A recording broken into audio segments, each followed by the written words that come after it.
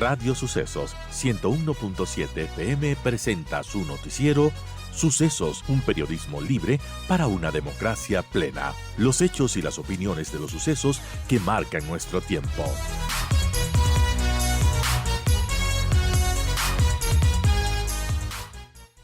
Bueno, vamos a hablar para finalizar en este espacio de viernes un tema diferente y vamos a conversar con Ernesto Carrión, guayaquileño, poeta, novelista y guionista, autor de 20 poemarios, 13 novelas. Ahora presenta su nueva novela histórica, Ernesto, El País Borrado. Y bueno, voy a leer una parte que está en la novela para entrar en el diálogo y que lo publica de hecho la revista Plan B. Dice, el momento en que un acto violento en su país lo cambió todo, que fue también el momento en que eligió callar. Por ejemplo, hoy acaban de matar a un hombre y exactamente hace un año mataron a otro. Sin embargo, quienes hablaron del segundo muerto ya dejaron de hacerlo. Y quienes hablan hoy alarmados del primero, en menos de un año, dejarán de nombrarlo.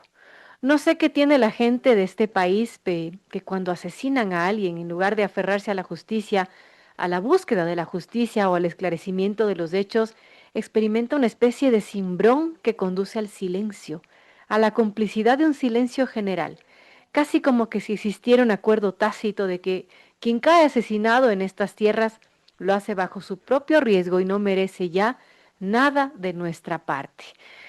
Este es uno de los párrafos que está justamente en la primera parte de País Borrado, que Ernesto Carrión, novelista y poeta ecuatoriano, está presentando, está lanzando en este mes.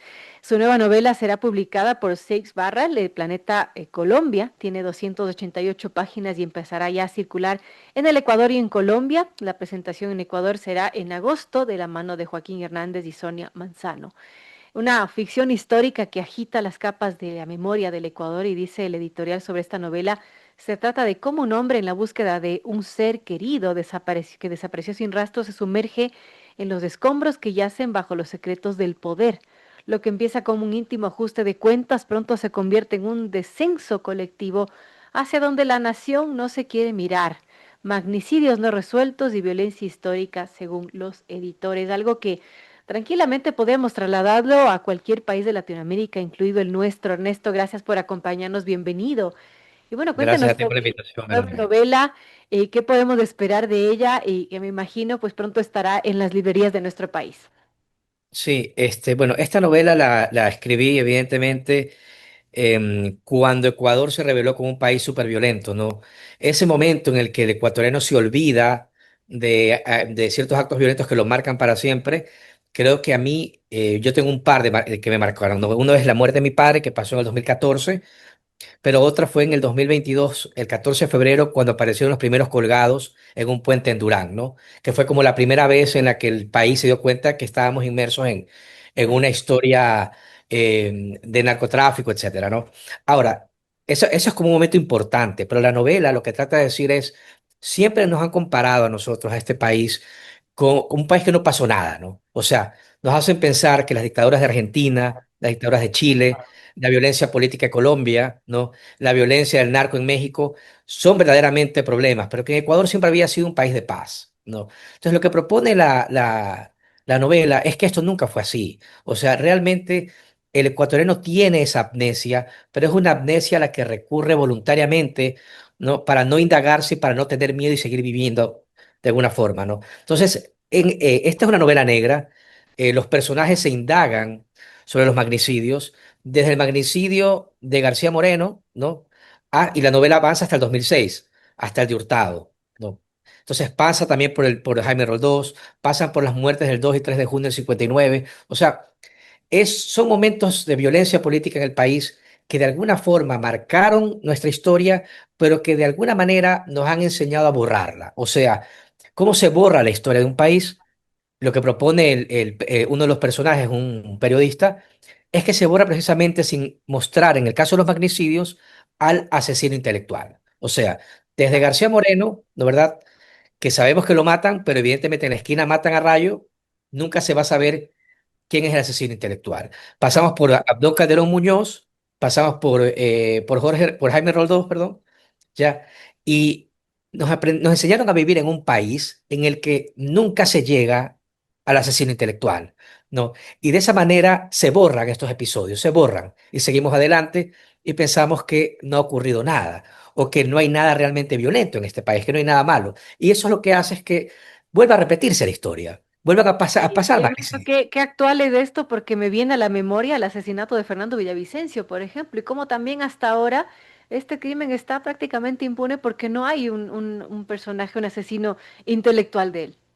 Claro, el tema es que nos hemos acostumbrado a manejar la historia así. Entonces, si tú la ves, por ejemplo, para mí es ilógico que digan que a Eloy Alfaro lo arrastró el pueblo, porque el pueblo lo que hace es lo que unos conspiradores detrás obligan que haga el pueblo. Quiero decir, es irresponsable seguir organizando nuestra historia de esa manera, sin tener culpables.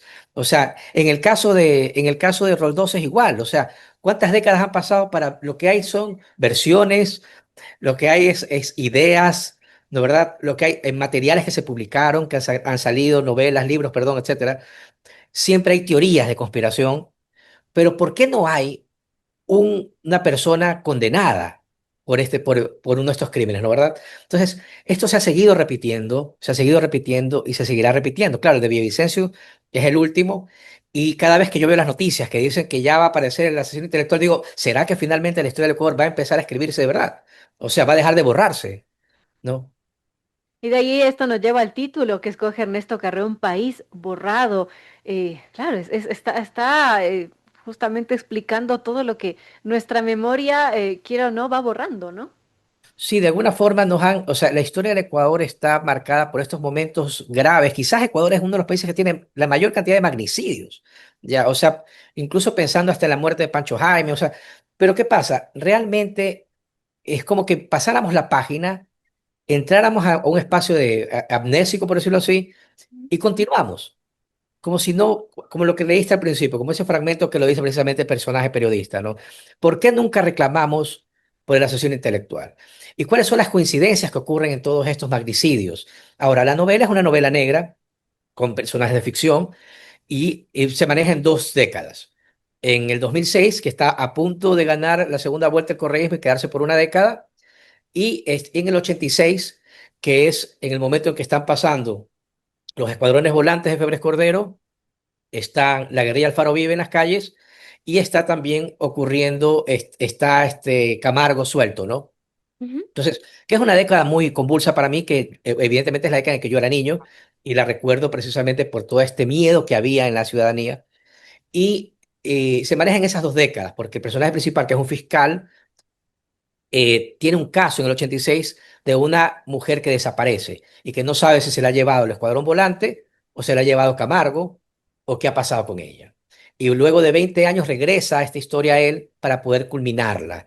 ¿Ya? Y en ese espacio él con sus amigos van hablando de toda la historia del Ecuador, de todos estos momentos que me parece a mí que son necesarios también de revisar para entender por qué se ha seguido repitiendo todo esto, ¿no? ¿Por qué desde García Moreno hasta Villavicencio, aparecen los magnicidios, aparecen los asesinos materiales, aparecen los sicarios y ahí se queda el tema. Y seguimos adelante, ¿no? Así Ya, es. y en ciertos casos, ¿no? O sea, porque a veces ni siquiera eso. Ya, entonces, la novela va contra esos espacios, es una novela negra, al mismo tiempo es una novela de ficción histórica. Traté precisamente de meterme en esas 2 décadas, sobre todo en una década, en la década del 2006, que es la que hay toda esa expectativa, ¿no verdad? Una expectativa de cambio que hubo en ese momento. En su momento, evidentemente, mi personaje, el fiscal, es una persona de 70 años que ya lo ha visto todo y no cree absolutamente en que nada vaya a cambiar en el país, ¿no? Pero el personaje periodista, ¿no? Que es el que hace todas estas investigaciones y que habla todas estas historias, él, por supuesto que quiere que cambie algo, ¿no? Y para que cambie algo tiene que empezar a cambiar por el lado de la justicia. Me interesa mucho, Ernesto, cómo fue usted construyendo los personajes, cómo los escogió. Por ejemplo, un fiscal ya mayor que ya quizás nada le sorprende, este periodista con avidez de investigar, de descubrir cosas. ¿Cómo fue construyendo esos personajes, escogiendo esos personajes y también qué tanto de esos personajes tiene usted, de lo que usted es como escritor? O sea, realmente los personajes me sirven para poder desplegar un montón de ideas y de teorías y puntos de vista. Entonces, por ejemplo, el fiscal es un fiscal de 70 años, es poeta también, y él ya está retirado en una oficina, y en esa oficina donde está retirado, recibe muy pocos clientes. Sus otros tres amigos, que se Ujú. llaman, de alguna manera forman una especie de brigada de la felicidad política, es un periodista, todos tienen la misma edad más o menos, es un periodista que todavía está activo, todavía trabaja en un periódico. El otro es un galerista y el otro es un titiritero. No, el titiritero formó parte alguna vez, por muy pocos días, de la guerrilla que hubo, esa la guerrilla Pinol que se llamó hace mucho tiempo, ¿no? Entonces, entre ellos surgen estas conversaciones sobre el pasado, porque ellos han pasado, han estado en todos esos momentos, ¿no verdad? Entonces, claro, hay una mirada muy cercana también a los muertos del 2 y 3 de junio del 59, que fue un evento muy dramático en Guayaquil, que también ha sido borrado un poco por la historia, porque para la historia lo que pasó allí es que murieron 7 personas, ya, pero según lo que uno puede averiguar y una mínima investigación periodística que uno puede hacer, se da cuenta que fueron muchísimas personas las que murieron y que es un evento también del pasado histórico que está borrado, o sea que no se lo atiende mayormente ni en las universidades ni en los colegios, ¿no? Lo mismo la caída de los paracaidistas en la casona universitaria en la época de Velasco Ibarra, igual. No, es un crimen de Estado también, pero es algo que queda allí. Entonces, estos amigos de la tercera edad conversan estas cosas mientras, evidentemente, el fiscal tiene que resolver todavía esta desaparición de los 80, ya que él hizo un vínculo romántico con la hermana de la desaparecida. Bueno, qué Entonces, interesante esta novela. Les invitamos a leerla. Es de Ernesto Carrión, se llama País Borrado. Ernesto ya está en las librerías de nuestro país. sí, yo creo que esta semana ya llega, la presentamos el 29 de agosto en la Universidad Espíritu Santo. Me van a acompañar Joaquín Hernández, Soria Manzaro y Marisol Pons. Y sí, va a estar ya, yo creo que esta semana, entre esta semana y la otra, ya está en las librerías. Bueno, la invitación para que la lean entonces es una novela que realmente refleja, lamentablemente, lo que pasa en nuestro país, ¿no? Cómo la violencia y un acto violento va siendo borrado por otro y así nos metemos en esta vorágine amnésica que vivimos. Gracias a Ernesto Carrión por acompañarnos. Gracias. Gracias a ustedes.